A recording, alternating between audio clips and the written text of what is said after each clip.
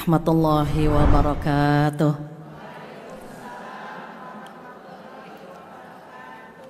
Alhamdulillahilladzi allafa baina qulubina fa asbahna bi ni'matihi ikhwana. Asyhadu an la ilaha illallah wahdahu la syarikalah wa asyhadu anna Muhammadan abduhu wa rasuluh la nabiyya ba'dah. Alhamdulillah dan alhamdulillah, ungkapan yang luar biasa hari ini. Hamba-hamba yang solehah dikumpulkan di masjid ini. Mudah-mudahan yang hadir Allah berikan kesehatan, rezeki yang berkah, rumah tangga yang sakinah, anak-anak yang soleh-solehah. Mudah-mudahan kita semua dikumpulkan di jannah, amin ya rabbal alamin. Tak lupa salawat dan salam kita sampaikan kepada kekasih kita Rasulullah sallallahu alaihi wasallam, di mana beliau mencontohkan kesabaran yang luar biasa. Pada saat beliau dilempari batu dan kotoran oleh orang-orang kafir Quraisy dan sendal jepit beliau putus, maka beliau cuma menyebut Allah, ya Allah, sendal jepitku putus ya Allah. Maka Abu Bakar berkata, ya Rasulullah sallallahu alaihi wasallam, betapa manjanya engkau kepada Allah, sampai-sampai sendal jepit yang putus saja ngadunya sama Allah. Maka beliau bersabda, mintalah kepada Allah apa saja walaupun tentang sendal jepit kamu yang putus. Sendal jepit adalah ungkapan yang sangat kecil, yang sangat remeh. Kalau yang remeh saja minta kepada Allah, apalagi sesuatu yang besar. Maka tema kita hari ini terkait dengan sabar sampai kapan berujung. Kira-kira sabarnya ada ujungnya atau tidak? Beliau tidak pernah berujung. Mudah-mudahan tema hari ini itu tema untuk diri saya sendiri dan untuk kita semua. Karena kalau perempuan itu umumnya ekspresif ya. Kalau marah itu bisa mengungkapkan kalimat yang tidak pantas diucapkan. Tapi kalau lagi sabar, Masya Allah, sabarnya luar biasa. Di situ yang membuat Rasulullah memberikan bocoran kepada kita bahwa penghuni neraka paling banyak siapa? Paling banyak perempuan, padahal perempuan yang rajin ngaji, perempuan yang rajin bersedekah. Tapi ternyata perempuan juga yang kurang bersyukur dengan kondisi rumah tangganya, tidak bersyukur dengan kondisi suami, dan tidak pandai menjaga lisannya. Mudah-mudahan perempuan-perempuan yang hadir hari ini semua termasuk wanita yang paling pandai bersyukur dan bisa menahan lisannya, insya Allah, amin ya rabbal alamin. Berbicara tentang sabar, ibu-ibu solehah boleh tolong buka surat Al-Baqarah ayat 155. Yang sudah ketemu ayatnya boleh tolong dibacakan.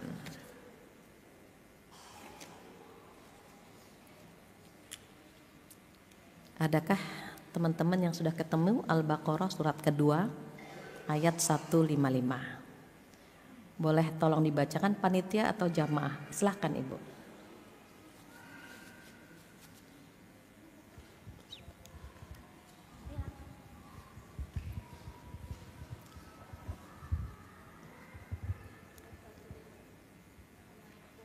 Dan kami pasti akan menguji kamu dengan sedikit ketakutan, kelaparan, kekurangan harta, jiwa, dan buah-buahan. Dan sampaikanlah kabar gembira kepada orang-orang yang sabar. Ya, untuk orang-orang yang sabar itu Allah sebut berulang-ulang, berikanlah kabar gembira untuk orang yang sabar. Mengapa? Karena Allah Subhanahu wa taala berfirman dalam surat Al-Baqarah 155, A'udzubillahi minasyaitonirrajim, walanabluwannakum bisyai'im minal khauf. Ada kalimat bisyai'im minal khauf. Apa artinya? Dan kami pasti akan menguji kamu sekalian dengan sedikit ketakutan. Syai' itu sedikit, dengan sedikit ketakutan. Bayangkan cuma satu ketakutan yang diturunkan. Ini ada 5 macam ujian. Yang pertama, sedikit ketakutan kita sudah tidak bisa tidur. Yang belum nikah takut pangeran berkuda tidak datang tahun ini. Yang sudah menikah takut dimadu atau takut diracun. Takut ditinggalkan orang-orang yang kita cinta. Takut nafkah tidak mencukupi, takut dia selingkuh, takut itu syai kecil, sedikit sekali ketakutan yang Allah berikan kepada kita. Bayangkan kita nggak berdaya, takut miskin, takut nggak punya pekerjaan, takut hidup kita susah, takut anak-anak kita tidak bahagia, takut orang-orang yang kita sayang meninggalkan kita, padahal cuma sedikit sekali ujian yang Allah berikan kepada kita. Termasuk takut tua, takut mati gitu ya. Sampai-sampai manusia itu mendepositokan hartanya sebanyak-banyaknya. Kenapa? Menganggap harta itu bisa membuat dia kekal. Apa kata Allah? A'udzubillahi minasyaitonirrajim. Wailul likulli humazatil lumazah alladzi jama'a malan wa 'addadah. Jamaah mengumpulkan hartanya dan menghitung-hitungnya. Kenapa? Yahsabu anna malahu akhladah. Dia mengira hartanya itu mampu membuat dia kekal, mampu membuat dirinya umurnya panjang kalau depositonya sekian M gitu. Itu manusia kata Allah demikian. Takut mati, takut kelaparan. Itu ada lagi nanti di ujian yang kedua. Jadi yang pertama, sedikit ketakutan membuat kita nggak bisa tidur. Kita bisa tidur di mobil, bisa tidur di kereta, di pesawat gitu ya. Padahal drivernya, pilotnya atau nakodanya manusia biasa seperti kita. Bayangkan dunia ini digenggam sama Allah. Allah itu pemilik langit dan bumi. Mengatur langit dan bumi saja Allah mampu, apalagi mengatur hidup kita, sangat mampu.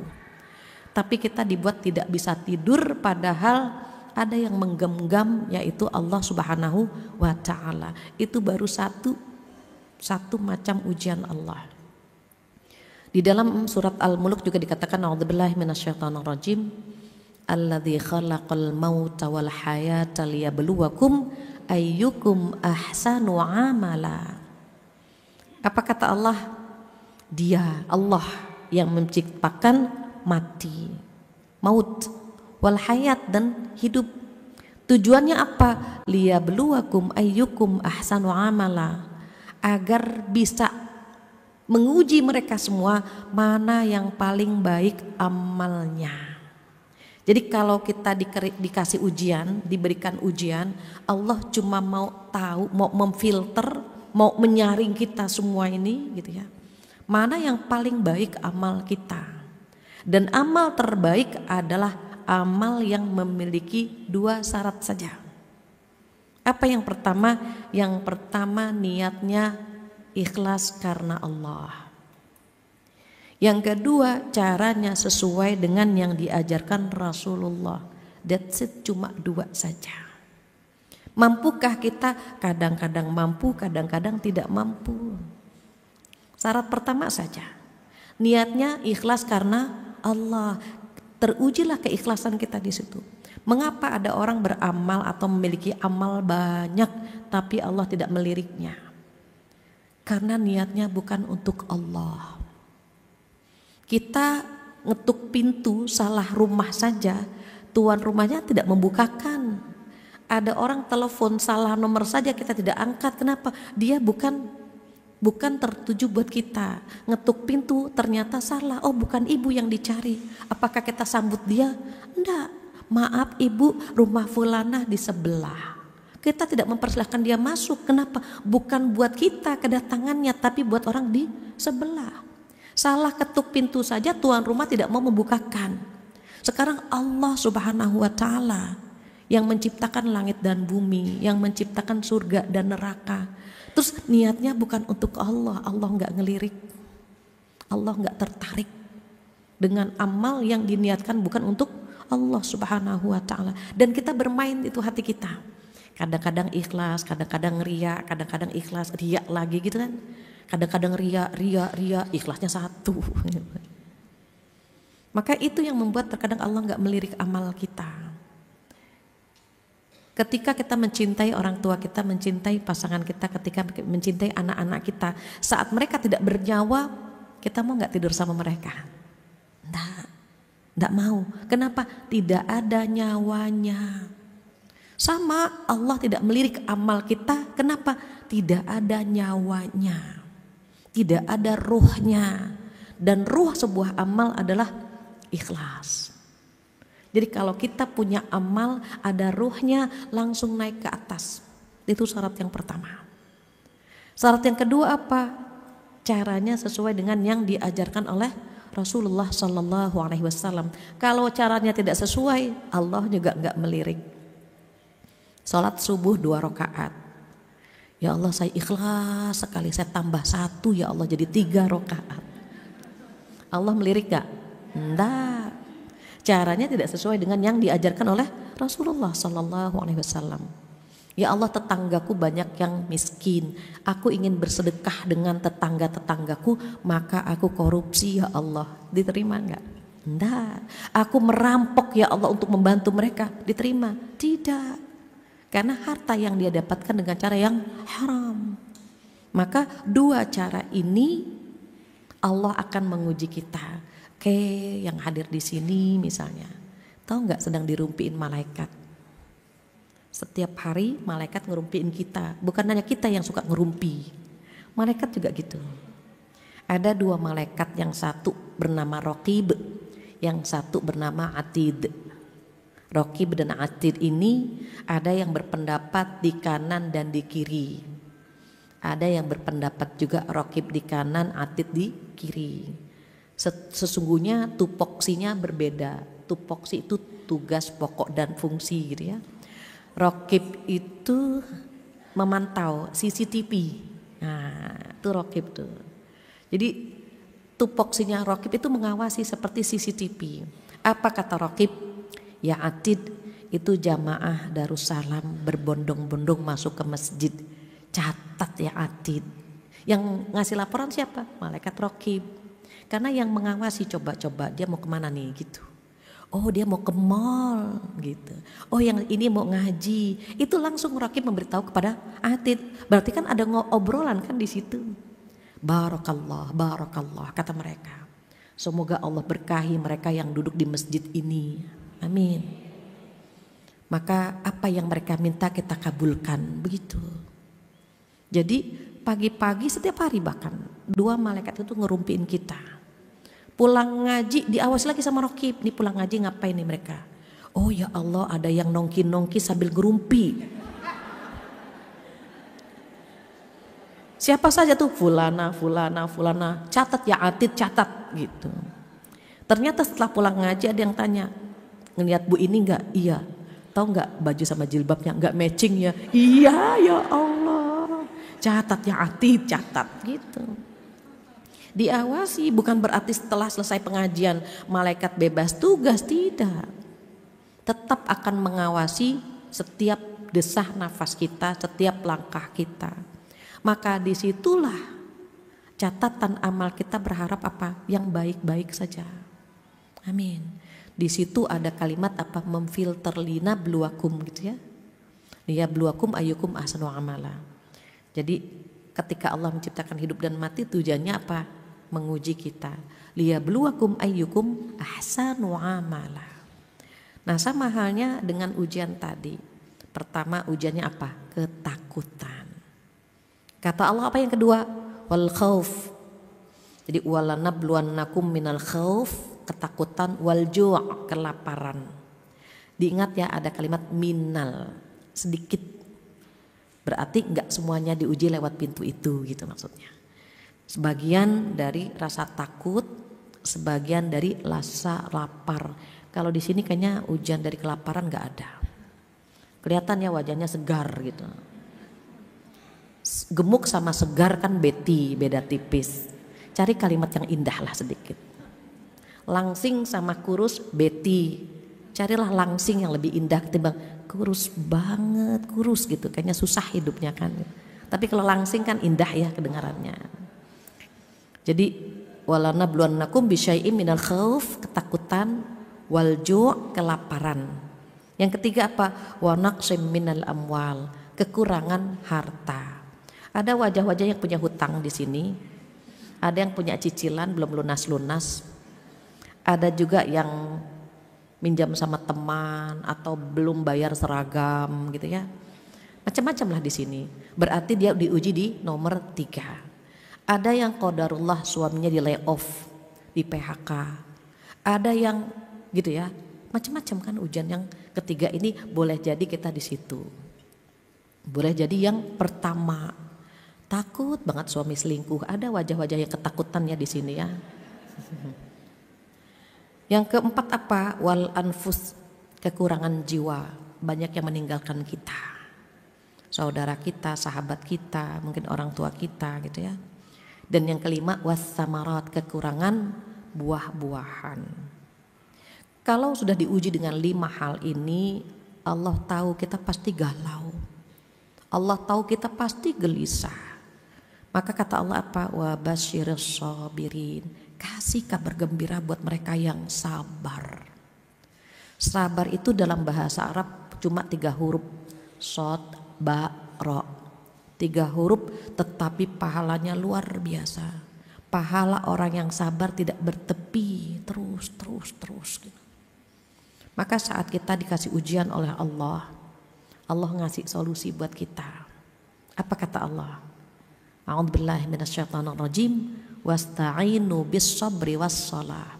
Minta tolonglah dengan sabar dan sholat. Artinya apa? Sabar itu salah satu cara untuk menghadapi ujian-ujian Allah.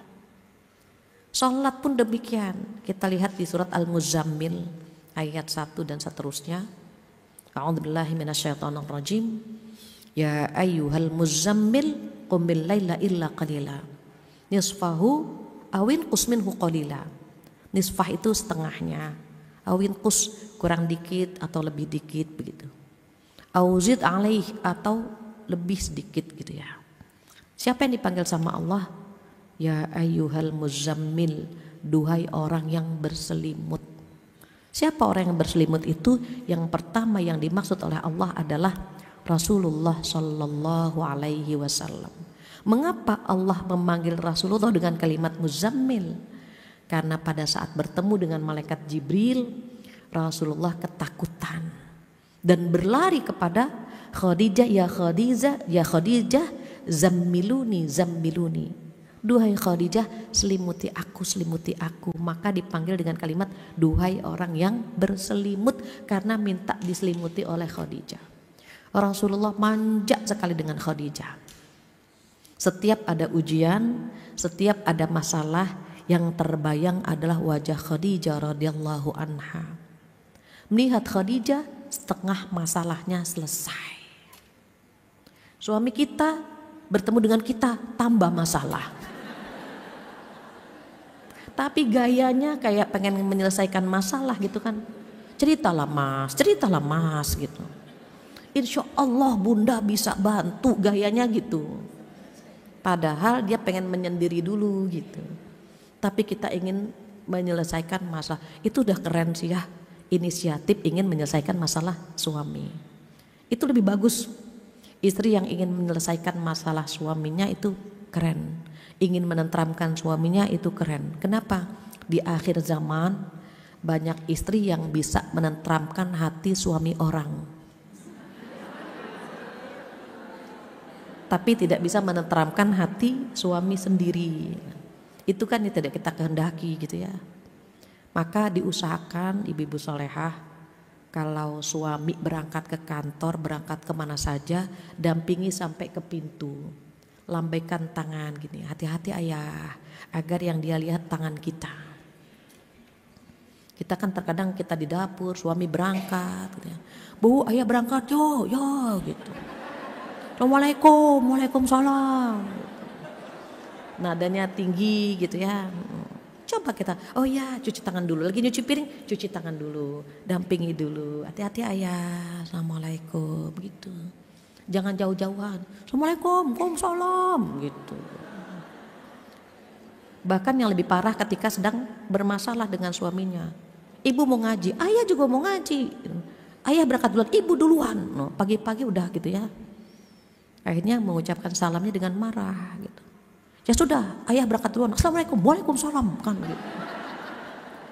Artinya kan agak rancu ya gitu. Semoga kamu selamat, kamu juga selamat kan gitu.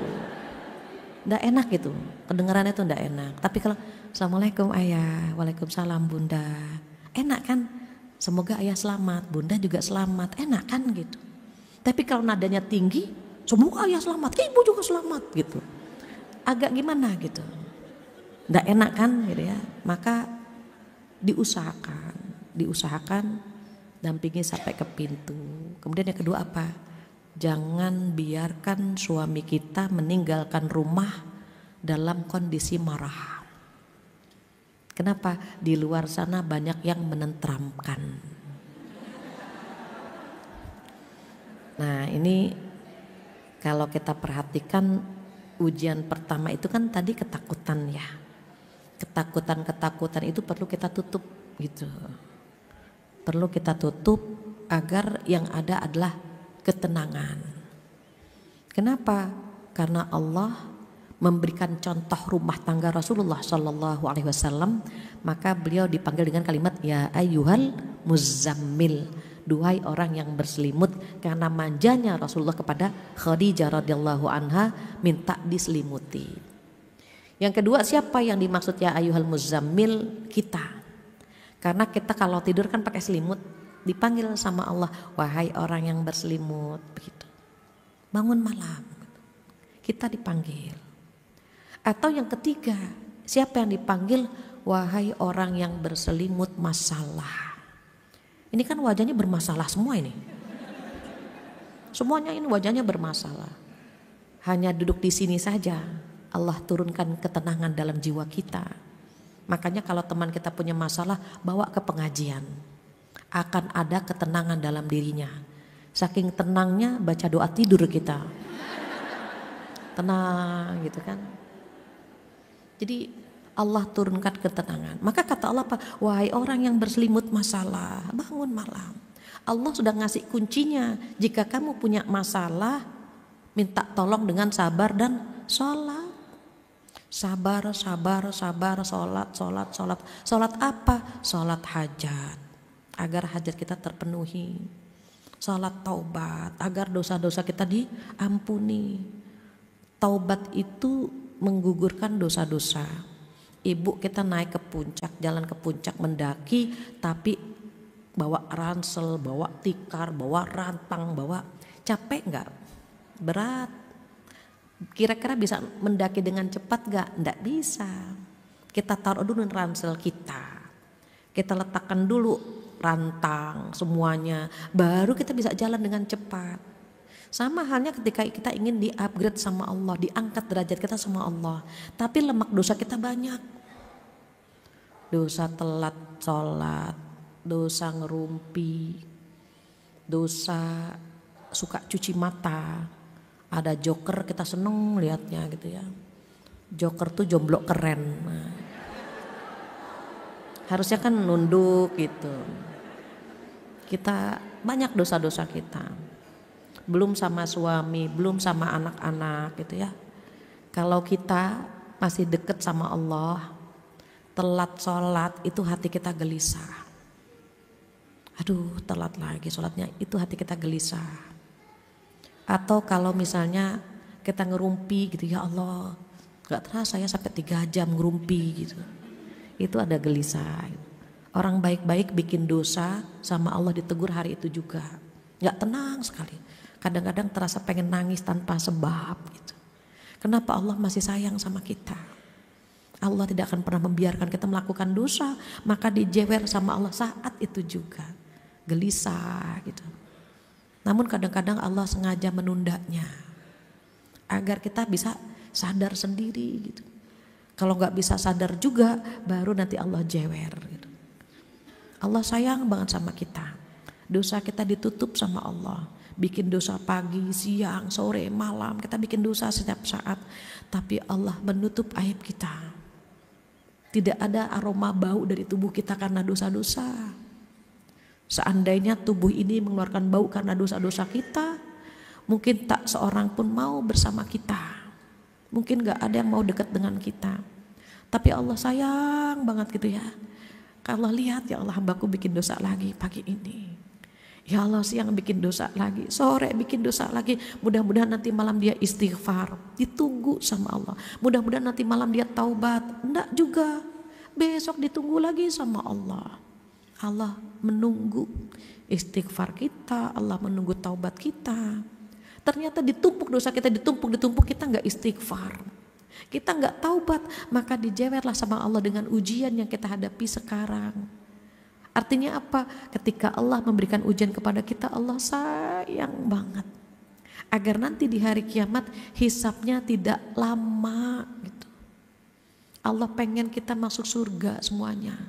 Karena Rasulullah SAW memberikan garansi, memberikan bocoran bahwa umat Nabi Muhammad akan menjadi penghuni surga semua. Apa kata beliau? Kullu ummati yadkhulunal jannah illa man aba. Seluruh umatku akan menjadi penghuni surga kecuali yang tidak mau. Sahabat terheran-heran, siapa yang tidak mau ya Rasulullah? Beliau menjawab, man ata'ani dakhalal jannah wa man asani faqad aba. Orang-orang yang taat kepadaku dialah orang-orang yang mau masuk surga. Dan yang bermaksiat kepadaku dialah orang-orang yang tidak mau masuk surga. Allah itu ngasih bocoran, kita insya Allah menjadi penghuni surga semua, amin. Tapi ada yang mau, ada yang tidak mau. Semoga kita termasuk yang mau masuk surga.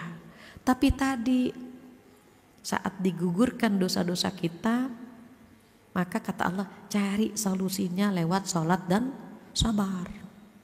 Sabar ada berapa macam? Sabar ada 3 macam. Sabar yang pertama adalah sabar dalam ketaatan. Sholat 5 waktu, sabar. Puasa bulan Ramadan, sabar. Menunaikan zakat, sabar. Taat kepada suami, sabar, Allah yang nyuruh. Sabar dalam ketaatan itu susah. Mengapa? Buktinya kita jarang yang sabar kan. Sholat 5 waktu, sholat 1 waktu itu cuma 5-10 menit. Bayangkan kita sholat subuh yang sudah kita pikirkan siang. Kenapa? Karena kita nggak sabar. Baru Allahu Akbar. Nanti anak-anak makan siang apa ya? Allahu Akbar. Kayaknya di kulkas ada ayam. Enaknya disemur apa digoreng ya? Allahu Akbar. Kenapa? Karena kita nggak sabar. Kalau kita sabar, fokus tatap tempat sujud. Fokus mengartikan apa yang kita baca. Tapi kenyataannya kan kita nggak sabar kan gitu. Makanya sholatnya tidak khusyuk. Kadang-kadang saking khusyuknya kita lupa. Ini kedua atau ketiga. Ya Allah, berapa sih ini ya? Lupa. Akhirnya kita ambil yang terbanyak, 2 atau 3, yang sedikit maaf. 2 rakaat atau yang ketiga rakaat ambil yang 2. Ini rakaat ketiga atau rakaat keempat ambil yang 3, ambil yang sedikit. Nanti sebelum salam sujud sahwi. Tapi jangan karena ada sujud sahwi ya, zuhur sujud sahwi, asar sujud sahwi, maghrib sujud sahwi. Masa sujud sahwi terus gitu? Berarti betapa seringnya kita nggak khusyuk begitu. Dan Allah sudah tahu itu. Nanti hamba-hamba Allah itu ada yang lalai dalam sholatnya. Maka kata Allah apa? Fawailul lil musallin alladzina hum an sholatihim sahun. Maka celakalah bagi orang-orang yang sholat, yaitu yang lalai dalam sholatnya. Kalau para sahabat nggak khusyuk itu udah bilang lalai, celaka. Aku hari ini sholatnya tidak khusyuk gitu. Mereka udah menganggap dirinya celaka karena nggak khusyuk. Kalau kita lalainya 3, apa saja? Lalai waktunya, lalai rokaatnya, lalai bacaannya. Lalai waktu, ya Allah makan dulu gak apa-apa kali ya, Allah juga tahu kita lapar gitu. Akhirnya makan dulu, ngobrol, istirahat, sendawa, baru sholat gitu kan. Kalau lalai rokaat yang mana? Yang tadi, ya Allah ini kedua atau ketiga, ya Allah tolongin dong ya Allah, ini keberapa ya Allah. Itu lalai rokaatnya. Kalau lalai bacaannya apa? Kadang-kadang harusnya subhana rabbiyal azim, kita subhana rabbiyal a'la. Kadang-kadang baca ayat agak panjang dikit, lupa gitu kan. Bismillahirrahmanirrahim. Wadduha wal-laili idza saja. Wadduha. Diperes-peres. Enggak inget-inget kan? Bismillahirrahmanirrahim. Qul huwallahu ahad. Balik lagi ke surat pendek. Lalai bacaannya. Ingat di awal, lupa di akhir. Ingat di akhir, lupa di tengah, dan begitu seterusnya. Kita kadang-kadang lalai. Itu sholat kita lalai. Kenapa? Karena tidak sabar dalam menjalankan perintah Allah. Puasa bagaimana? Kadang-kadang kita nunggu maghrib, ya Allah 3 jam lagi ya gitu kan. Nah, itu sabar dalam menjalankan perintah Allah. Zakat juga demikian, aduh saldo lagi cakep-cakepnya ini. Tapi harus menunaikan zakat. Dan kita sama harta itu cintanya cinta banget gitu. Allah tahu persis hambanya paling suka sama harta. Karena menganggap bahwa harta bisa membuat dia bahagia. Maka diperintahkan untuk menunaikan zakat. Agar kita bisa merasakan ya bagaimana indahnya berbagi, bagaimana indahnya membantu orang lain dan seterusnya. Jadi sabar yang pertama, sabar dalam menjalankan perintah Allah Subhanahu wa ta'ala. Termasuk taat kepada suami, itu perintah Allah. Maka kalau kita ingin taat kepada suami, mohon maaf, jangan lihat suaminya, lihat Allah yang nyuruh kita taat sama dia. Kalau melihat suami agak susah ya. Ya dia sama dia taat gitu. Waduh. Orangnya sarungan terus gitu. Mana sholatnya lambat. Banyak yang DM ke saya, Bu Fathia, apakah wajib taat kepada suami kalau suami begini. Saya bilang jangan lihat dianya, lihat Allah yang nyuruh kita taat sama dia.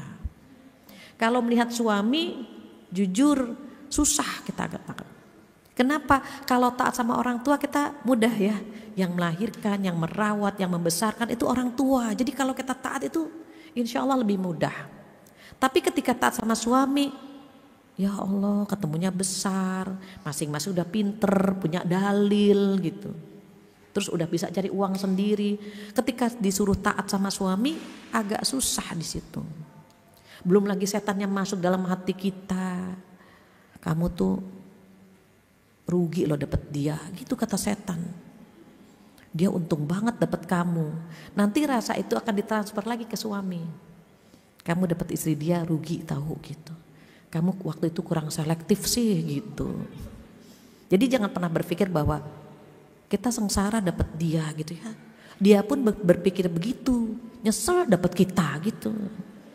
Biar kita nggak merasa sombong di hadapan suami kita gitu. Itu kan yang terkadang susah untuk kita taat kepada suami. Terus bagaimana? Lihat Allah yang nyuruh kita taat sama suami kita. Itu sabar dalam ketaatan. Yang kedua, sabar dalam meninggalkan larangan. Apa sih yang gak boleh? Selingkuh gak boleh, ngerumpi gak boleh. Begitu juga mengambil hak orang lain gak boleh gitu. Banyak yang gak boleh, banyak larangan-larangan Allah. Tapi ternyata kita masih melakukannya. Kalau perempuan itu kan karena seneng ngemil, ngemol, ngomel gitu ya. Jadi ujiannya tuh di lisan. Kalau gak ngerumpi dia sariawan gitu. Aduh pengen gak ngerumpi gimana gitu. Dia udah sholawat, udah baca ayat kursi biar gak ngerumpi. Tiba-tiba temennya datang. Mbak, tahu nggak Mbak? Ya Allah, tolong dong, saya nggak pengen ngerumpi gitu ya. Ternyata yang dibicarakan adalah musuh bebuyut kita. Wah, kita seneng banget gitu. Kita gayanya nggak pengen ikut gabung kan. Kita bilang, sebetulnya saya tahu sih tentang dia gitu. Tapi kan saya nggak mau ngerumpi ya karena dosa. Tapi kan udah tahu ya semuanya ya, jadi saya kasih tahu sebenarnya ya gitu. Akhirnya kita paling banyak cerita tentang dia gitu. Padahal kita nggak pengen ngerumpi, tapi ternyata yang dibicarakan adalah musuh kita. Oh, kita seneng banget gitu. Itu sabar, tahan lisan. Apa jawabannya? Saya tidak tahu. Kalau dia masih ngerumpi juga, kayaknya nggak pantas kita berbicara ini ya gitu. Ma yakunu lana an natakallama bihada. Allah ngajarin itu tuh di surat An-Nur ayat 11 sampai ayat 20 itu ada hadisul ifk. Hadisul ifki itu berita hoax tentang fitnah yang diberikan yang ditujukan kepada Aisyah. Aisyah difitnah selingkuh dengan Sofwan. Siapa sih pawangnya yang bikin berita itu? Pawangnya itu orang munafik namanya Abdullah bin Ubay bin Salul. Nah, saat orang tergoda untuk menyebarkan hoax itu, Allah ngasih tips. Tips yang pertama, saya tidak tahu. Gitu. Tips yang kedua apa? Tips yang kedua, nggak pantas kita membicarakan ini, gitu ya. Atau yang paling tinggi, ini berita bohong. Kenapa? Karena kita tahu itu fitnah. Jadi kita bisa langsung mengatakan ini berita hoax, ini nggak benar. Saya kenal dia nggak akan pernah melakukan hal seperti itu. Jadi kalau kita dengerin ngerumpian, yang benar, masa sih gitu. Itu ya membangkitkan orang untuk ngerumpinya lebih banyak gitu. Astagfirullahaladzim, kan nggak boleh ya. Tapi akhirnya gimana tuh dia? Kadang-kadang begitu. Kita tahu itu nggak boleh, ya Allah nggak boleh, tapi kepo gitu. Maka kurangi ya membaca status orang lain. Di gadget kita terkadang melihat lagi di mana dia, bersama siapa. Kita menganggap dia bahagia sekali hidupnya. Ih, enak banget ya punya suami kayak suaminya dia, makannya di luar terus. Itu kan pencitraan. Boleh jadi makan di luarnya setahun yang lalu gitu. Waktu posting dia lagi meriang, lagi rebahan, tapi kan pencitraan. Tapi yang lihat, ya Allah dia makan di luar lagi kan gitu. Makanya jangan terlalu kepo dengan kondisi orang lain. Kenapa? Itu yang membuat kita cepat tua.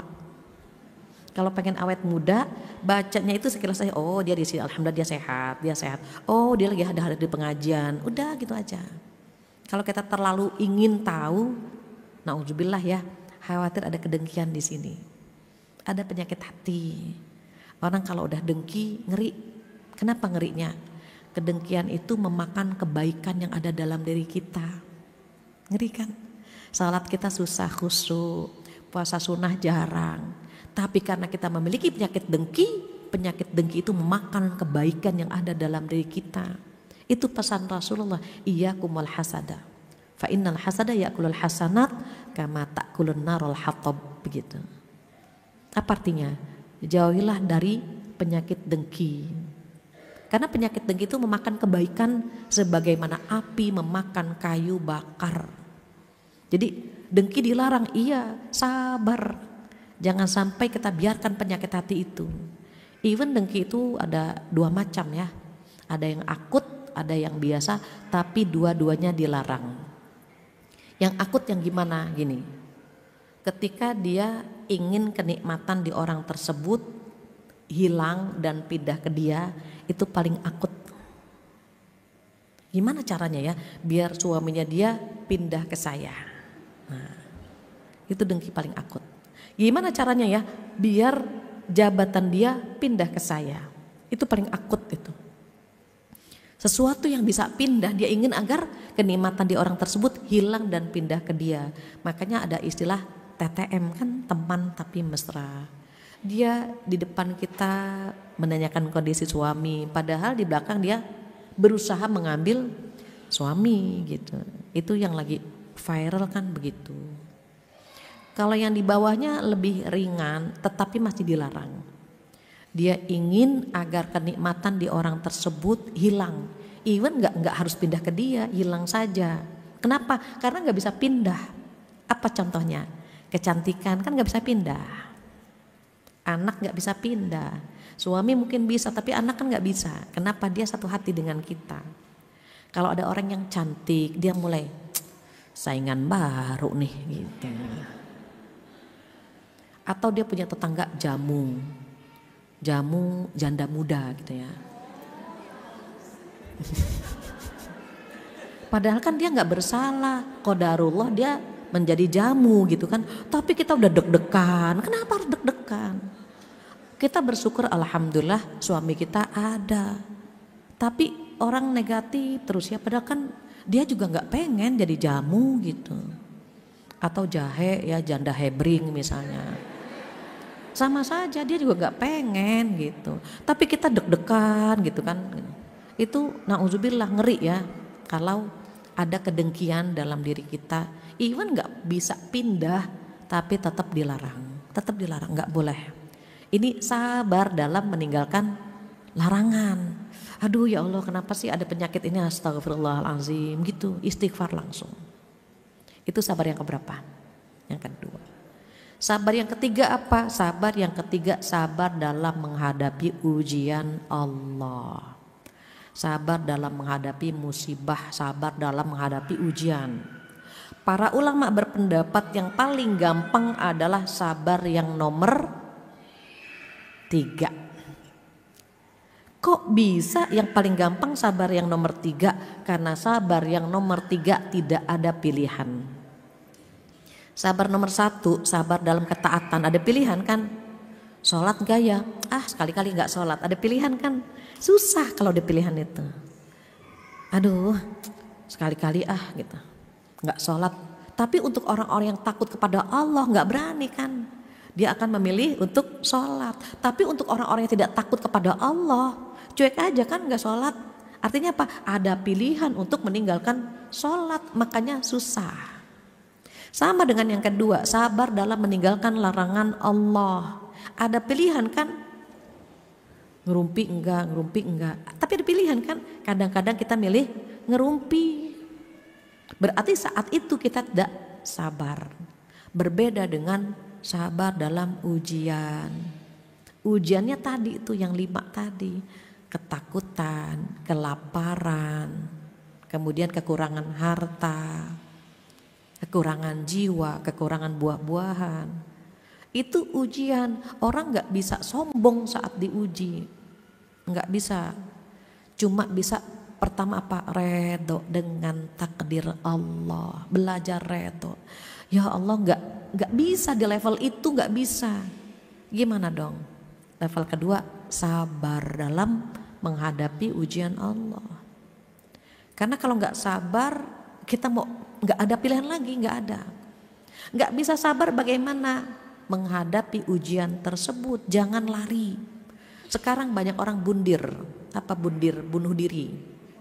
Kenapa? Karena gak kuat menghadapi ujian tersebut. Padahal Allah tidak akan pernah memberikan ujian melebihi kapasitas kita, gak akan pernah. Allah itu sudah menakar kira-kira ujiannya A apa, B apa, C apa dan seterusnya. Masih ingat ya tema beberapa bulan yang lalu? Allah paling tahu kita cocoknya diuji di pintu apa. Ada yang lewat suami, ada yang lewat anak, ada yang lewat harta, ada yang lewat mertua, lewat tetangga. Oh, Allah paling tahu. Yang berhasil yang mana? Yang bisa menyembunyikan ujian. Itu paling berhasil. Orang mengatakan apa? Ibu Masya Allah ya, hidupnya bahagia banget kan ya. Oh, ibu gak pernah diuji ya sama Allah. Alhamdulillah, amin. Berhasil menyembunyikan ujiannya. Kenapa? Karena memang orang-orang yang paling baik adalah orang yang bisa menyembunyikan ujiannya dan memperlihatkan atau mengucapkan kenikmatannya. Apa kata Allah? Wa amma bi ni'mati rabbika fahadits. Maka adapun terhadap nikmat Tuhanmu, sampaikan, ucapkan. Tahaddus bi ni'matillah. Ibu-ibu makasih ya gitu.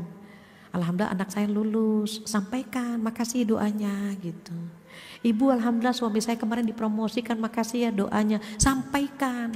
Kalau ujian bagaimana? Sembunyikan gitu. Kita kan dibalik terkadang-kadang. Ujian kita sampaikan kepada orang, tahu nggak ya Allah? Semua orang tahu. Jangankan ujian, capek saja kita terkadang semua orang harus tahu kita capek. Ya. Suami bilang, Bun bisa bikinin kopi gak Bun? Ayah, Bunda capek ya, bisa gak bikin kopi sendiri? Ayah ke dapur, ada toples warna hitam tuh kopi ayah. Yang sebelahnya itu gula, air panasnya di termos. Itu kenapa dia bisa begitu? Dia ingin menyampaikan pesan kepada suaminya bahwa dia capek. Nanti anaknya berantakin rumah, nak tolong diberesin dong nak, Bunda capek gitu. Capek saja rasanya seluruh penduduk bumi harus tahu dia capek gitu. Nanti belanja ke mall, ke kantor, ketemu temennya, ya Allah aku capek banget hari ini, sama aku juga capek gitu kan.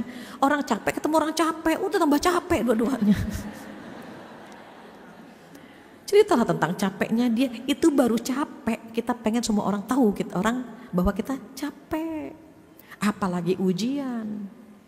Oh kita pengen semua orang tahu kalau kita punya ujian, sembunyikan ujian itu. Terus kalau ada orang mengatakan, ibu enak banget ya, kayaknya hidupnya nggak pernah ada ujian. Alhamdulillah, amin. Jangan kita bilang, ih kata siapa, tahu nggak? Yang sebenarnya nih ya, yang sebenarnya, diceritakan semua. Jangan biarkan, alhamdulillah dia nggak tahu saya punya ujian, alhamdulillah. Dia bilang, ibu kayaknya duitnya banyak ya, alhamdulillah, amin gitu. Jangan dikisah tuh, yang sebenarnya nih ya, saya punya utang loh sebetulnya, nggak usah. Sampaikan saja doa yang disampaikan itu amin, ucapkan saja gitu amin. Ibu kayaknya hidupnya bahagia banget ya, amin, alhamdulillah. Ya Allah, alhamdulillah kita bisa menyembunyikan ujian kita, aminkan saja. Kenapa? Karena Allah akan ngasih kabar gembira buat orang-orang yang sabar. Berarti kan dia sabar. Siapa sih orang yang sabar? Alladzina idza asabathum musibah qalu inna lillahi wa inna ilaihi raji'un.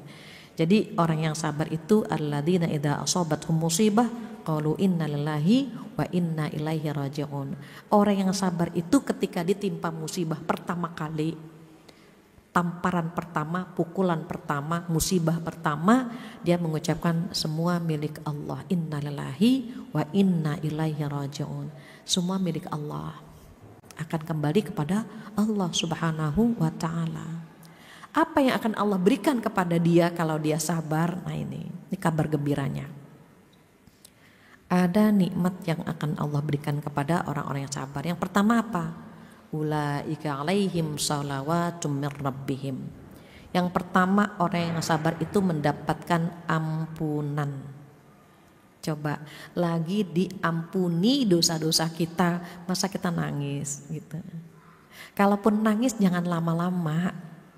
Ya Allah gitu, netesin air mata ya Allah. Tapi kita yakin ya Allah, Allah sedang menggugurkan dosa-dosa aku ya Allah gitu.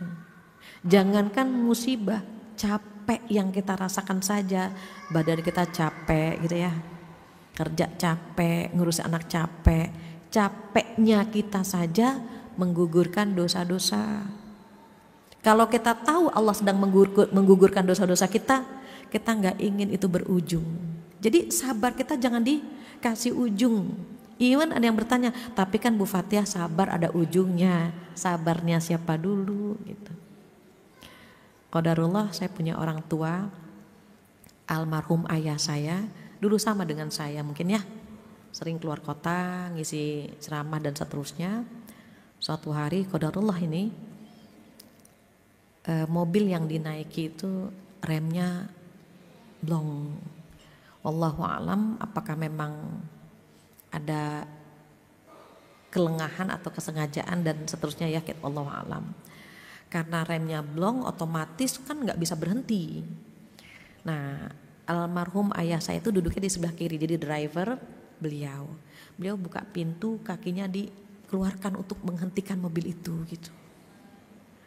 Akhirnya sama driver ditabrakan ke pohon agar berhenti mobilnya, dan kaki ayah saya kan putus gitu ya. Luka. Saya nggak tahu seperti apa karena waktu itu masih kecil sekali.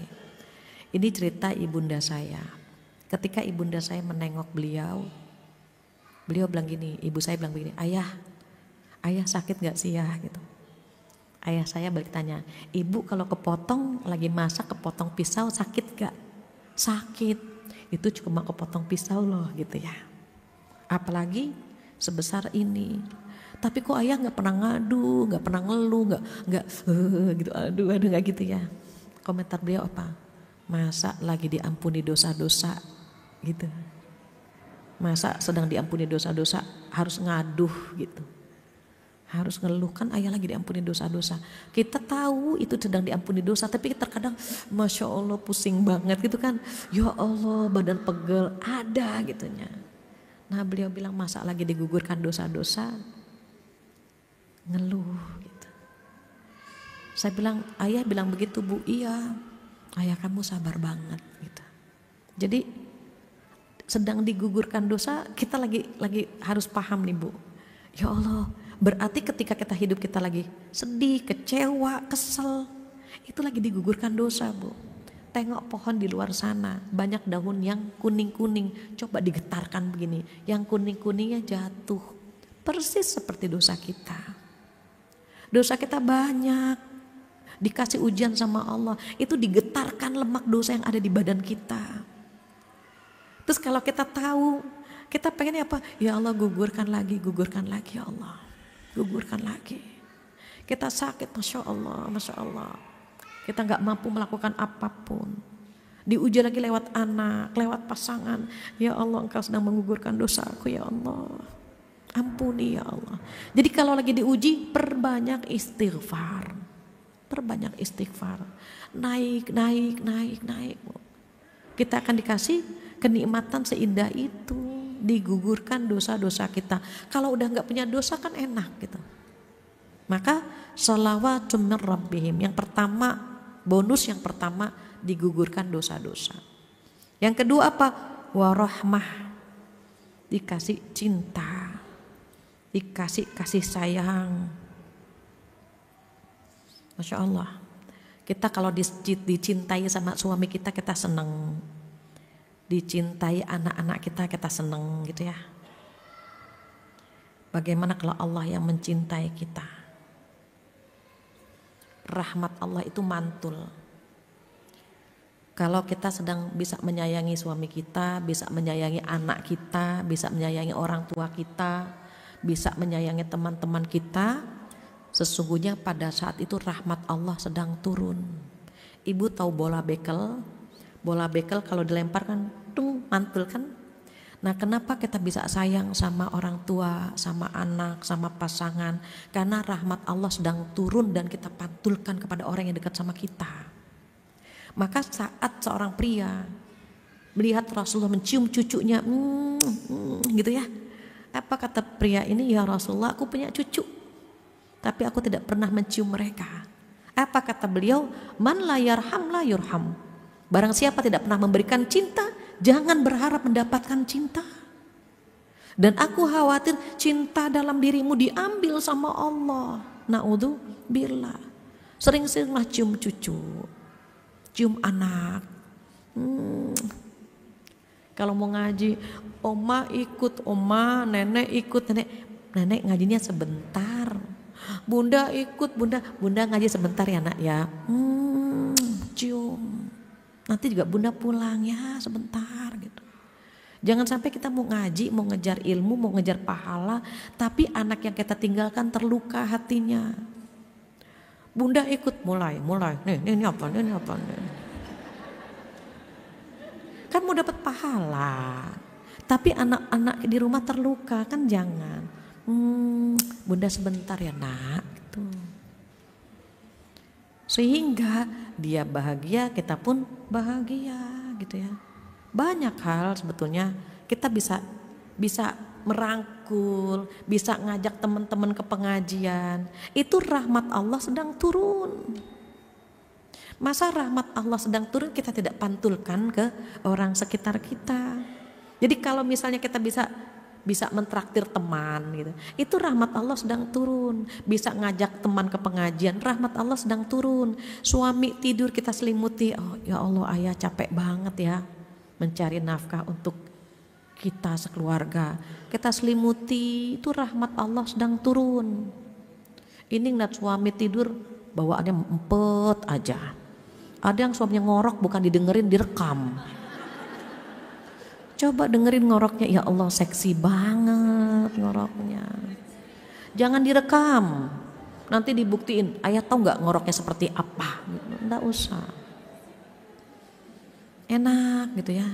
Kalau rahmat Allah sedang turun tuh ya Allah, enak bener. Langsung pantulkan, kenapa? Kan datangnya jarang-jarang. Nih mumpung lagi pengen berbuat baik, langsung dieksekusi. Langsung peluk, cium, ya Allah rahmat Allah sedang turun kepada kita. Kenapa? Karena kita sabar dengan ujian Allah. Terus apa yang ketiga? Wa ulaika humul muhtadun. Yang ketiga, kata Allah, mereka lah orang-orang yang mendapat petunjuk. Jadi ujian itu, sabar dalam menghadapi ujian itu salah satu cara kita menjemput hidayah. Nikmat ya, dikasih hidayah lewat ujian, dikasih hidayah lewat kesabaran, dikasih hidayah karena kita redho dengan ujian Allah. Allah tahu mana yang sabar, mana yang tidak sabar, mana yang redho, mana yang tidak redho, Allah tahu. Maka nanti akan Allah pilih, Masya Allah, ini hambaku yang ini sabar, diangkat derajatnya. Oh fulana sabar, diangkat lagi derajatnya. Ibu perhatikan kalau ada buku ditumpuk, tumpuk, masih kuat, ditumpuk lagi ke level yang tinggi sampai buku itu goyang. Gak kuat gitu ya. Kata Allah, oh hambaku belum cocok diuji di level ini, maka diturunkan ke level sebelumnya. Ada istilah naik kelas, tinggal kelas, di hadapan Allah pun demikian. Jadi ketika kita tahu dalam Al-Quran disampaikan kabar gembira buat orang-orang yang sabar, mudah-mudahan kita termasuk yang beruntung, yang lulus saat Allah memberikan ujian kepada kita. Confident ada Allah bersama kita. Kalau kita berpikir ada Allah bersama kita, entah bagaimana ada kekuatan, ya Allah, sebagaimana yang memberikan kenikmatan adalah Engkau ya Allah, maka ujian ini pun yang memberikan adalah Engkau. Kalau Engkau memberikan ujian, Engkau pula yang akan memberikan solusi buat hamba. Maka kita merasa nyaman, ya Allah bonusnya kira-kira apa ya selesai ini gitu. Optimis, Allah gak mungkin ngasih ujian kepada orang yang salah. Jadi kita confident, ada Allah kok gitu. Allah tahu kok gitu. Itu yang pertama. Kalau kita ingin mengambil hikmah dari ujian yang ada. Ini ada pendapat Ibnu Qayyim ya.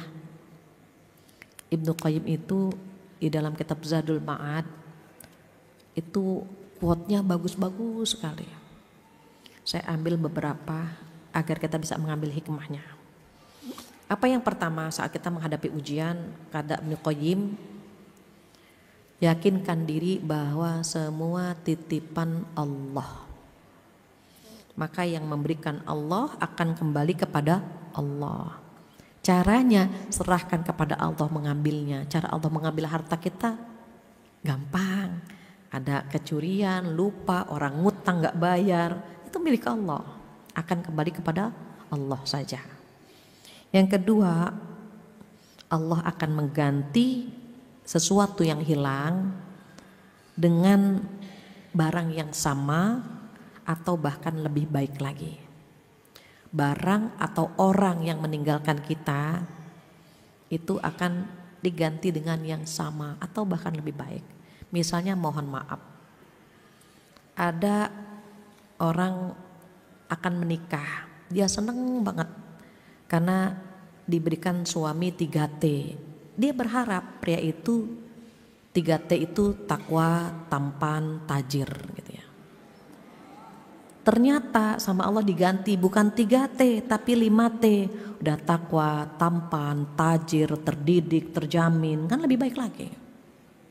Boleh jadi yang meninggalkan kita adalah pria 3T yang lain. Tua, tulalit, tertindas. Kan kita gak pernah tahu.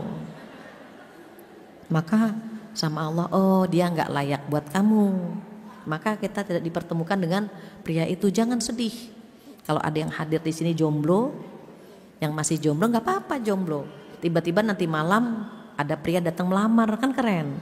Ketimbang bangga, alhamdulillah Bu Fathia saya udah pacaran 10 tahun. Pacaran 10 tahun Mbak, coba kalau nikah sudah punya anak SD. Iya kan, ngapain pacaran lama-lama? Nggak usah pacaran. Pacaran itu khawatir mendekati zina. Pacaran itu lebih sering mendekati zina ya, even ada yang tidak gitu. Tapi mayoritas gitu, orang pacaran kan itu tatap-tatapan. Tatap-tatapan, kata setan masa cuma tatap-tatapan, pegangan dong, kan gitu. Kalau sudah pegangan masa cuma pegangan, kissing dong, kan gitu. Setan itu tidak akan pernah berhenti sampai kita melakukan apa yang dia perintahkan. Walaupun kita sadar ya Allah, ini nggak boleh nih gitu. Tapi tetap tidak bisa dimodifikasi gitu ya. Anak-anak sekarang kan begitu pertanyaannya, Bu Fathia boleh nggak Bu pacarannya pacaran Islami? Syar'i, Islami, religi. Kenapa? Kita pacarannya nggak malam Minggu, malam Jumat. Baca Al-Kahfi bareng, nggak bisa. Ya baca Al-Kahfi di rumah masing-masing saja kan begitu. Nanti baru 1 lembar, waladina senyum-senyum, tetap aja ada setannya kan. Tapi Bu, kalau kita bikin dosa kita istighfar. Mari kita tutup pacaran kita dengan istighfar 3 kali. Dengan doa kafaratul majlis. Tetap gak boleh tetap. Gak bisa dicampur yang hak dengan yang batil begitu. Maka yang kedua, yakinkan diri semua yang Allah ambil akan diganti dengan yang lebih baik. Yang ketiga apa? Sabar dan mengharap pahala itu lebih besar ganjarannya daripada mengharap yang hilang itu kembali. Coba. Sabar dan mengharap pahala itu lebih besar ganjarannya daripada mengharap yang hilang itu kembali. Uang hilang, siapapun yang hilang gitu ya, barang yang hilang, udah. Ya Allah, mudah-mudahan dengan barang yang hilang ini Engkau memberikan pahala dan mengganti dengan yang lebih baik. Itu lebih keren. Daripada ya Allah mudah-mudahan kembali tuh mobil, ya Allah mudah-mudahan gitu ya. Kemudian yang selanjutnya, Allah senang dengan hamba yang redo. Jadi kalau kita redo dengan ujian Allah, redo dengan takdir Allah, redo dengan keputusan Allah, maka Allah senang sekali melihat hambanya redo. Terakhir apa? Terakhir musibah itu menghilangkan penyakit hati. Kita punya penyakit hati, diantaranya ujub, sombong. Apa sih ujub? Ujub itu takjub dengan dirinya sendiri. Misalnya yang lain tidur gitu, kita lagi tahajud, kita takjub dengan diri kita. Ya Allah, yang lain pada tidur, aku sholat tahajud solehah banget sih ya Allah. Itu ujub itu. Orang lain gak ada yang tahu, hanya dia dan hatinya yang bermain. Nanti kalau udah keseringan ujub, khawatir akan menuju kepada sombong. Kalau sombong orang tahu, Mbak ngaji ngantuk banget. Iya abis tahajud 8 rakaat. Nah, terucap. Nah, ujian Allah itu menghilangkan penyakit itu. Sombongnya hilang, ujubnya hilang begitu. Maka mudah-mudahan kita bisa redho dengan ujian Allah. Alhamdulillah gak terasa ya, jam 11 kurang 1/4. Mudah-mudahan apa yang kita dapatkan bermanfaat, apa yang kita dapatkan bisa kita amalkan. Kita sedang belajar redho dengan takdir Allah, belajar sabar menghadapi ujian Allah. Dan alhamdulillah kita sudah di penghujung acara. Kita kumpulkan pertanyaan yang ada, mudah-mudahan waktunya cukup insya Allah.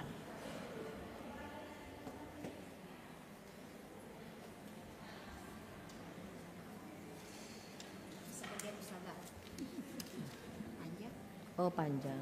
Ini satu orang. Oke, siap.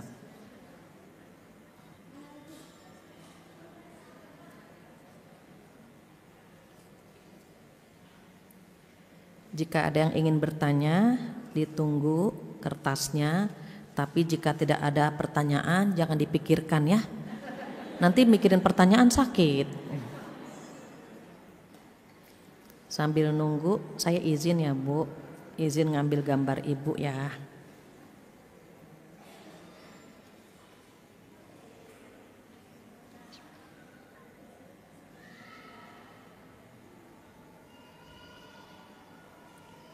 Ibu-ibu silakan yang ingin bertanya ditunggu kertasnya.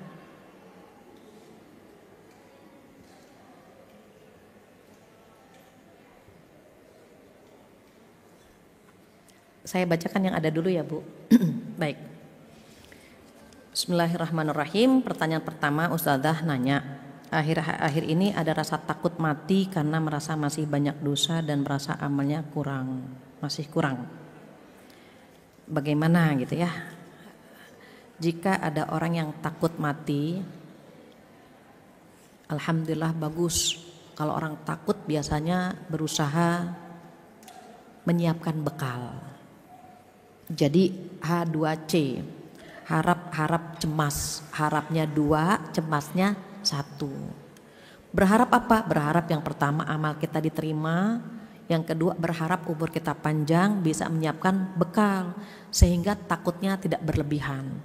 Orang kalau takut kan bersiap-siap, yang repot takutnya saja, tapi tidak ada cemasnya, nggak ada takut menyiapkan bekal. Maka kalau Allah masih memberikan kita umur panjang sampai detik ini, husnuzon kepada Allah bahwa Allah masih memberikan kita kesempatan menambah amal soleh. Mudah-mudahan umur yang panjang bisa memberikan manfaat ke banyak orang, bisa menambah bekal, bisa menebar kebaikan dan begitu seterusnya. Jadi H2C, harap cemas gitu ya. Siapkan bekal saja. Yang kedua, sabar yang bagaimana apabila orang itu bohongin atau ngutang yang belum diselesaikan hingga hari ini. Bagaimana kalau kita belum ikhlas? Utang piutang masalah yang tidak pernah usai gitu ya. Kalau kita kedatangan seseorang yang niatnya pengen minjam uang, ibu bisa pakai tauriah. Apa tauriah? Diplomasi. Diplomasi itu enggak bohong. Bu, saya mau minjam uang. Iya, kita bilang apa? Ya Allah, maaf ya Bu, untuk ibu enggak ada. Untuk ibu enggak ada. Buat beli motor ada, buat beli sembako ada. Itu enggak bohong. Buat ibu enggak ada, buat minjemin ibu enggak ada, tapi buat beli yang lain ada gitu. Itu enggak bohong, itu namanya tauriah atau diplomasi. Kedua, jika kita tahu dia enggak bisa bayar atau enggak akan bayar, kita kasih sekedarnya saja dengan niat zakat kita. Jadi ketika kita misalnya mendengar dia enggak bayar, ya sudah gitu. Kita bisa mengikhlaskan uang yang hilang. Kalau misalnya ternyata kita baru tahu, ya Allah ternyata dia memang begitu ya, nggak pernah bayar. Bilang sama Allah, ya Allah, aku ikhlaskan hutangku kepadanya. Tolong diganti ya Allah dengan yang lebih banyak lagi, lebih berkah lagi. Boleh nggak? Boleh kan, mintanya sama Allah. Jangan didoakan dia nggak bayar ya Allah semoga setruk, jangan.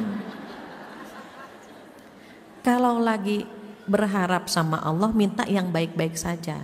Jadi kalau kita tahu orang tersebut punya hutang dan gak mau bayar, tadi ya diplomasi atau niatkan zakat saja. Dari awal udah kita tahu nih gak bakalan bayar, kita tahu dia gak punya uang untuk bayar. Ya sudah, kita kasih sepertiganya kah, seperempatnya kah gitu, atau setengahnya, tergantung kemampuan kita dan keredoan kita. Kita sudah niatkan bahwa niatnya zakat, tapi tidak disampaikan kepada dia. agar dia punya effort ya, ada usaha untuk membayar hutangnya. Niatkan saja demikian. Kalau kita nggak tahu, oh ternyata dia begitu ya, ya sudah, langsung lapor sama Allah. Enak kalau udah lapor sama Allah. Ini share saja. Kalau kita mau nagih, mohon maaf ya, mau nagih hutang, apalagi jumlahnya besar, ini sharing saja. Saya sholat istikharah. Kalau nominalnya besar, saya sholat istikharah, ya Allah besok saya mau nagih. Jika menagih utang itu baik untuk agama saya dan dunia saya, maka mudahkan. Tapi kalau saya menagih hutang, menagih uang saya itu buruk untuk agama saya dan dunia saya, jauhkan. Nanti tiba-tiba Allah bimbing. Kalaupun nagih dengan tutur kata yang baik, kalaupun ternyata Allah urungkan, tiba-tiba nggak jadi aja, lupa gitu, lupa untuk menagih. Kenapa sholat istikharah? Kalau Allah mau menguji kita lewat utang yang tidak dibayar, itu salah satu cara Allah mengambil titipannya. Jadi kalau dia nggak kuat bayar, nggak bisa bayar, padahal jumlahnya besar gitu ya. Kalau dia bayar itu rezeki kita. Kalau dia nggak bayar, boleh jadi itu caranya Allah mengambil titipannya, kan harta milik Allah. Cara ngambilnya kan gampang, bisa lewat orang yang ngutang nggak bayar gitu kan, bisa hilang, bisa tercuri, bisa lupa dan seterusnya. Maka bilang sama Allah, diberikan apa? Keikhlasan untuk menerima uang yang tadi hilang begitu. Itu ya tipsnya. Kemudian selanjutnya, Assalamualaikum Ustazah. Waalaikumsalam. Saya ingin bertanya, sebagai anak bagaimana cara agar tetap sabar kepada orang tua sedangkan saya sedang memiliki perspektif sendiri di umur saya 22 tahun. Oke. Ketika punya orang tua, nikmat yang paling indah punya orang tua. Surga kita di orang tua. Kalau Allah menguji kita lewat orang tua, mudah-mudahan kelak kita punya suami yang bisa membahagiakan kita. Kita diuji lewat orang tua. Umumnya yang diuji lewat orang tua dikasih kenikmatan, pasangan yang luar biasa. Kalau ada yang diuji lewat suaminya, itu insya Allah dikasih anak-anak yang luar biasa. Begitu juga kalau ada yang diuji lewat anak-anak, insya Allah pasangannya setia. Kalau ada yang bilang, Bu Fatia gimana nih, ujiannya orang tua juga, anak juga, suami juga gitu ya, nih semuanya ngegempur saya gimana? Berarti posisi kita akan diangkat setinggi-tingginya oleh Allah Subhanahu wa Ta'ala. Enggak ada yang salah. Berarti kita orang hebat kalau pintu ujiannya banyak, karena bonusnya juga berarti insya Allah banyak kan begitu. Jadi jangan pernah marahan sama orang tua, jangan pernah merasa kesel gitu ya dengan orang tua. Yang pertama apa? Pintu surga kita disediakan lewat orang tua. Yang kedua, kalau kita baik dan ibunda kita bilang begini, nah Masya Allah nak, kamu tuh ngalah sama ibu, baik sama ibu. Ibu doakan ya nak, mudah-mudahan hidup kamu bahagia nak. Aras di atas langsung berguncang hebat mengabulkan doa ibu kita. Amin ibu. Itu Allah gak akan pernah nolak. Mumpung ada orang tua, cari doa dari orang tua sebanyak-banyaknya. Doa orang tua itu gak ada hijabnya. Terus kita kalau jadi orang tua bagaimana? Lupakan kesalahan anak sehingga kita bisa redha mendoakan anak-anak kita. Jadi even kita punya planning buat diri kita, jangan lupakan kita bisa sampai di titik ini karena doa orang tua kita, insya Allah. Maka sabar gitu ya. Yang selanjutnya, Assalamualaikum, bagaimana caranya menasihati suami yang kurang taat dalam beribadah? Sering diingatkan tapi kadang berat, alasannya macam-macam gitu ya, main HP ini itu dan seterusnya. Kalau suami, ini mohon maaf, suami itu pemimpin di rumah tangga kita. Kalau mengingatkan, jangan seperti mengingatkan anak, jangan seperti mengingatkan sahabat. Dia pemimpin dalam rumah tangga kita. Terus bagaimana? Suami kan nggak mau digurui. Kalau kita ingin mengajak bisa lewat anak kita. Nak, sholat di masjid ya. Seperti ayahmu tuh rajin banget ke masjid. Kita nembak ke tembok padahal tujuannya ke atas. Nyindir. Nak, nanti kalau sudah besar, deket sama Allah, sayang sama istrimu ya, kayak ayahmu gitu. Nggak paham juga, ayah sebetulnya salat 5 waktu hukumnya apa ya? Ayah, kita pura-pura nanya, padahal kita tahu. Ayah sebetulnya sholat di masjid hukumnya apa ya? Gitu. Gitu. Atau ayah tolong carikan dalil dong ya, atau carikan ini dong gitu. Itu biar rumah tangga kita sakinah gimana ya tipsnya? Padahal kita tahu, biar dia cari buku, cari ilmu gitu. Hukumnya apa ya kalau istri begini dan seterusnya. Kadang-kadang suami tidak mau digurui. Kenapa? Dia kan pemimpin di rumah kita. Jadi gimana caranya biar nggak menggurui? Bertanya atau menyindir, atau balik lagi lapor sama Allah. Ya Allah, suami hamba begini ya Allah gitu. Ya Allah, hamba diuji lewat suami hamba. Sampaikan sama Allah. Sesungguhnya kalau dalam rumah tangga kita ada ujian, menikah itu kan setengah agama, sholat tiangnya agama. Kalau yang setengah agama ini bermasalah, boleh jadi tiang agamanya yang bermasalah. Sholat itu kan tiang agama kan? Sholat tiang agama, menikah setengah agama. Yang setengah agama ini bermasalah, boleh jadi karena tiangnya bermasalah. Jadi kita bilang sama suami kita, ayah barusan saya dengar ternyata sholat itu tiang agama tahu ayah gitu. Kan rumah tangga kita kan setengah agama, pengen kan ayah rumah tangga kita sakinah, komunikasi kita bagus, karena komunikasi kita dengan Allah juga bagus gitu.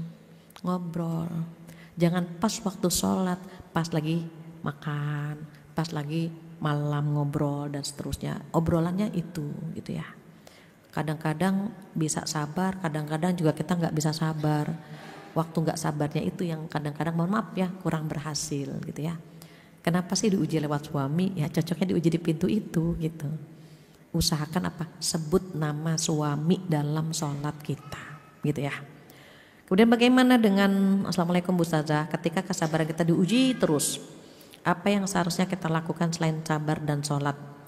Sedangkan kesalahannya terus berulang-ulang. Jika kita sampai marah, apa kita masih bisa disebut orang yang sabar? Sabar itu 3 tempat, marah itu 2. Kalau marah ada yang positif, ada yang negatif. Kalau marah yang positif nggak apa-apa, justru itu sabar. Anak nggak sholat, kita nggak bisa bilang ya Allah anak nggak sholat sabar ya Allah. Oh enggak. Nah kamu sholat asar jam berapa? Mau jam 3 atau jam 4 gitu. Kenapa? Karena kita ingin agar dia bisa melaksanakan perintah Allah. Kan sabar dalam ketaatan. Sholat itu bentuk ketaatan kepada Allah Subhanahu wa Ta'ala. Jadi kalau kita marah itu marah yang positif. Justru kalau kita membiarkan anak kita tidak sholat, kita nggak sabar dalam meninggalkan larangan, kan dosa besar meninggalkan sholat gitu. Jadi ada beda kamar gitu maksudnya. Marah itu suami selingkuh wajib marah. Ayah, Islam melarang tahu selingkuh gitu. Ayah, itu nggak boleh minum itu, ayah haram. Itu harus marah gitu. Bukan waktunya untuk sabar, dia berbuat dosa, sabar, enggak. Karena ketika dia melakukan dosa berarti dia tidak sabar dalam meninggalkan larangan Allah. Karena dia nggak sabar. Ayah kok minum, itu kan dilarang gitu. Sabar ayah itu dilarang. Sabar dalam meninggalkan larangan. Beda kamar kan gitu. Harus marah kalau melihat kemungkaran. Apa kata Rasulullah? Man ra'a minkum munkara. Barang siapa yang melihat kemungkaran, cara ngerubahnya bagaimana? 3 kan. Pertama dengan kekuasaan, kedua dengan lisan, marahin. ketiga baru dengan hati, dan itu selemah-lemah iman, begitu. Yang selanjutnya bagaimana Ustazah, apakah setiap musibah yang kita alami adalah karena dosa-dosa kita atau memang sudah tertulis dalam Lauhul Mahfuz? Di surat Al-Hadid surat 57 ya, ada ayat a'udzubillahi minasyaitonirrajim, ma asaba min musibatin fil ardi wala fi anfusikum, ma asaba min musibatin fil ardi wala fi anfusikum illa fi kitabim min qabli an nabra'aha inna dzalika 'alallahi yasir. Apa artinya?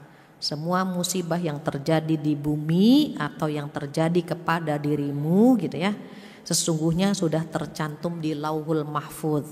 Kapan tercantumnya? 50.000 tahun sebelum bumi ini diciptakan. Kita nikah dengan siapa, ujiannya apa, sudah tercantum di Lauhul Mahfuz 50.000 tahun sebelum bumi ini diciptakan. Tenang kan kalau udah tahu itu? Terus musibah itu ada yang terjadi atas izin Allah dan ada yang terjadi karena kesalahan kita, begitu. Kalau ada, mohon maaf, kalau ada istri nggak amanah, tidak menjaga kehormatan, terus suaminya menceraikan, itu musibah karena kesalahan dia. Tapi kalau misalnya sudah menjadi istri yang baik gitu, suami tiba-tiba meninggalkan, itu baru musibah. Ibu diingat duit aja. Apa duit? Doa, usaha, I-nya ikhlas, T-nya tawakal. Jadi kalau udah doa, ya Allah jadikan rumah tangga hamba sakinah, terus kita usaha menjadi istri yang baik. Jalankan saja semuanya dengan ikhlas, kita tawakal dengan hasilnya. Kalau sudah seperti itu takdir. Persis seperti kita menyeberang, tengok ke kanan, tengok ke kiri gitu kan. Oh nggak ada kendaraan, kita baru nyebrang. Ternyata terjadi sesuatu yang tidak kita inginkan, itu takdir. Tapi kalau kita mau nyebrang, nggak tengok kanan, nggak tengok kiri, terus tertabrak, kita bilang takdir, nggak bisa. Kita nggak ada usaha. Itu terjadi karena kesalahan kita sendiri, karena nggak ada ikhtiarnya gitu. Maka sama ya, ada yang terjadi karena izin Allah tercantum di Lauhul Mahfuz, ada juga yang karena kesalahan kita. Kalau yang terjadi karena izin Allah dan sudah tercantum di Lauhul Mahfuz, tujuannya apa? Likaila ta'saw 'ala ma fatakum, kata Allah. Agar kamu tidak putus asa dengan apa yang hilang dan agar kamu tidak sombong dengan apa yang kamu genggam. Itu hikmahnya. Jadi enggak semuanya ya karena izin Allah, ada beberapa yang memang musibah terjadi karena kesalahan kita gitu ya. Jadi kalau memang atas izin Allah ya sudah terjadi atas izin Allah, mintanya apa? Kekuatan dan kesabaran. Kemudian pertanyaan selanjutnya, apakah kesabaran mempunyai batasan? Tadi sudah dijawab. Apakah kita mau membatasinya? Padahal kita tahu saat kita sedang diuji, pertama diberikan apa? Ampunan. Kedua dikasih rahmat sama Allah, ketiga dikasih hidayah. Kalau lagi dikasih 3 bonus ini, masa pengen berakhir gitu? Janganlah, jangan dibatasi. Kan ampunan Allah nggak terbatas, rahmat Allah biar nggak terbatas, begitu juga hidayah Allah. Saya mempunyai mertua yang sangat ikut campur dalam rumah tangga saya. Kadang saya suka merasa nggak sabar menghadapi beliau gitu ya. Nah ini masalah mertua sampai ada pohonnya lidah mertua gitu. Kenapa sih mantu sama mertua kadang-kadang ada masalah gini? Kita harus pahami psikologis orang tua ya. Orang tua punya anak laki-laki yang membesarkan, yang memberikan pendidikan gitu. Pasti dong dia sayang sama anak laki-lakinya. Tiba-tiba kita datang jermomong nikah sama anaknya dia. Pasti ada cemburu dong, yang membesarkan ibunya gitu ya, yang mendidik ibunya. Tiba-tiba saat anak laki-lakinya bekerja, uangnya buat siapa? Buat istrinya, cintanya buat istrinya gitu. Seandainya masing-masing tahu porsinya, insya Allah nggak ada itu yang namanya kecemburuan, kesalahpahaman. Gini, kalau kita jadi mertua, kita bilang sama menantu kita, nak makasih ya, sudah mau merawat anak ibu gitu. Sudah mau ngejagain anak ibu. Anak kita dirawat loh sama menantu kita, ya kan? Kalau kita sayang sama menantu, menantu kita akan sayang sama anak kita. Tapi kalau menantu kita musuhi, nanti dia musuhi anak kita, berantem mulu kan sama suaminya, sama anak kita gitu. Dan satu hal, anak maupun menantu itu kan sudah ditakdirkan oleh Allah Subhanahu wa taala ketika mereka bertemu. Kita pengen punya anak begini, kita pengen punya menantu begini. Mereka pun sama, pengen punya anak, punya orang tua begini, punya mertua begini gitu kan, sama gitu. Nggak ada yang sempurna. Jadi kita bilang terima kasih sama menantu kita karena sudah ngejagain anak-anak kita gitu. Begitu juga sebaliknya, kalau kita jadi menantu, berterima kasihlah sama mertua. Kenapa? Makasih ya Bu, udah ngejagain suami, udah merawat suami dari kecil. Saya cuma dapat hasilnya gitu. Saya tuh nggak ngapa-ngapain tapi dapat hasilnya. Anak ibu baik, anak ibu perhatian, padahal yang ngedidik ibu, yang menikmati saya. Coba kalau dua-duanya bersyukur kan Masya Allah. Kalau kita menganggapnya ikut campur, itu sebetulnya bentuk sayangnya orang tua kepada anaknya. Cuma memang agak baperan sedikit gitu ya. Misalnya gini, kita bilang sama anak kita gini, nak tidur mulu sih nak. Anak kita cek aja, iya kan ngantuk Bu, cuek kan, karena anak. Coba kalau kita ngomong sama menantu begitu, nak tidur mulu nak, ya Allah mertua gitu kan. Beda. Gini banget sih punya mertua, ya Allah, karena dia bukan ibu kita. Jadi agak baperan di situ. Nah, terus gimana dong kalau kita menganggap dia udah seperti orang tua kita? Udah gitu ya. Kita juga hati-hati menegur menantu. Jadi nggak potong kompas. Kalau mau menegur menantu lewat anak kita, nah bilang sama pasanganmu begini lewat anak kita. Kalau potong kompas langsung ke menantu itu perang dunia kedua. Jadi sama-sama bersyukur saja gitu ya dengan posisi yang ada, baik menantu maupun mertua. Kalau dia ikut campur karena orang tua selalu menganggap anaknya masih kecil dan masih muda gitu, dianggapnya masih belum bisa ngatur gitu Bu. Padahal dia bisa mengatur sendiri, tapi fitrahnya seorang ibu itu pengen ikut campur, pengen ngatur gitu. Padahal itu kan haknya dia, tapi fitrahnya begitu karena buat orang tua anaknya dianggapnya masih anak-anak saja, masih dianggap belum mampu gitu. Kita husnuzonnya seperti itu. Terakhir, Assalamualaikum Ustazah, izin bertanya, ini di luar tema. Rasulullah bersabda, barang siapa yang beriman kepada Allah dan hari akhir hendaklah ia berbuat baik kepada tetangganya. Sementara saya memiliki tetangga yang benar-benar menguji kesabaran gitu ya. Parkir bukan tempatnya gitu ya. Suara musik dan seterusnya. Ini bagaimana gitu ya, saya menegur secara baik-baik. Aisyah radhiyallahu anha pernah berkata, aku pikir tetangga dapat warisan karena banyaknya wasiat yang Rasulullah sampaikan untuk tetangga dan agar kita bisa berbuat baik kepada tetangga. Kalau kita diuji lewat tetangga, alhamdulillah hanya tetangga. Dia berada di luar gerbang kita. Kalau kita kesel tinggal tutup aja pintu gerbangnya kan gitu. Kalau diuji lewat tetangga. Terus bagaimana kalau Rasulullah Shallallahu Alaihi Wasallam mengambil solusi terhadap tetangga? Beliau itu sering memberikan hadiah. Tahadu tahabu, saling memberi hadiahlah kalian maka kalian akan saling mencintai. Karena tetangga itu, mohon maaf Ibu, tetangga itu ada yang punya 3 hak, ada yang punya 2 hak, ada yang punya 1 hak. Yang punya 3 hak siapa? Jika dia masih kerabat kita, maka dia punya hak sebagai muslim, dia punya hak sebagai kerabat, dia punya hak sebagai tetangga. Kalau misalnya dia bukan kerabat kita, dia punya 2 hak. Pertama hak sebagai muslim, yang kedua hak sebagai tetangga. Kalau dia non muslim, maka dia punya 1 hak, yaitu hak sebagai tetangga. Bagaimana memperlakukannya? Kita berusaha menjaga lisan dan hati kita agar tidak melukai. Perang boleh nggak kalau dia menzolimi kita? Pilihannya itu menegur dengan baik-baik atau kita diam agar tidak terjadi hal-hal yang tidak kita inginkan.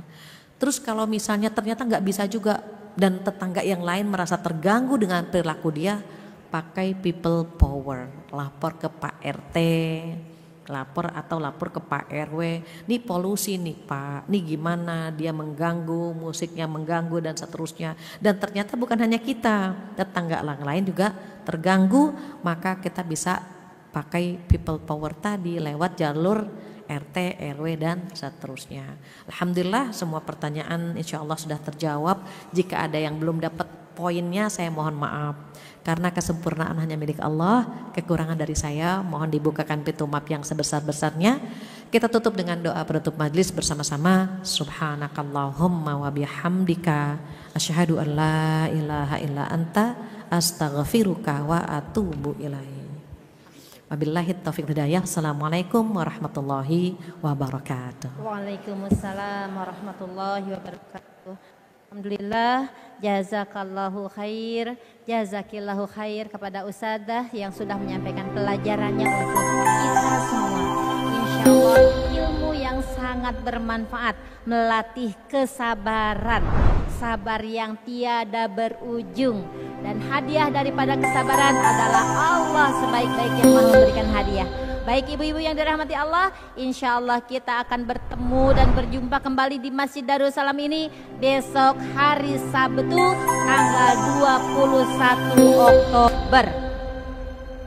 21 Oktober insya Allah dari mulai pagi sampai malam insya Allah kita akan berada di sini mendengarkan kajian-kajian dalam PHBI, peringatan Hari Islam, ya, peringatan Hari Besar Islam di Masjid Darussalam dalam memperingati Maulid Nabi Muhammad Sallallahu Alaihi Wasallam. Kita akan hadir bersama Syarifah Aisyah Farid, kita akan bertemu dengan Hanan At-Taqi dan insya Allah malamnya Ustadz Adi Hidayat.